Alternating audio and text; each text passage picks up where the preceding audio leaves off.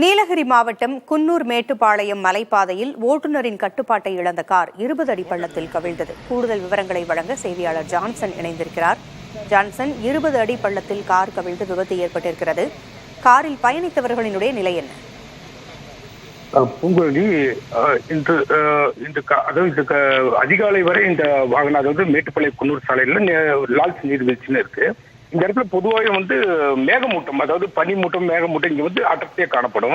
இந்த நேரத்துல இரவு நேரத்துல வண்டி ஓட்டிட்டு வந்த பாலகிருஷ்ணன் நிலை தடுமாறி இந்த வாகனம் ஒரு 20 அடி பள்ளத்துல, அதாவது லால்ஸ் நீர்வீழ்ச்சியிலிருந்து அந்த சாலை ஓரத்துலயே ஒரு 20 அடி பள்ளத்துல தான் விழுந்துச்சு.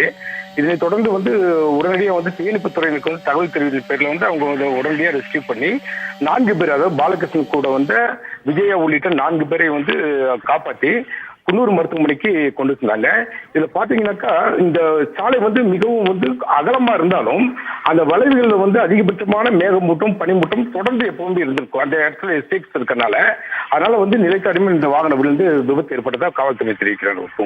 மிகவும் அபாயமான வளைவுகளை கொண்ட பகுதி என்பதால் ஓட்டுநர்கள் மிகவும் கவனத்தோடு செல்ல வேண்டும். தகவல்களை வழங்கியமைக்கு நன்றி ஜான்சன்.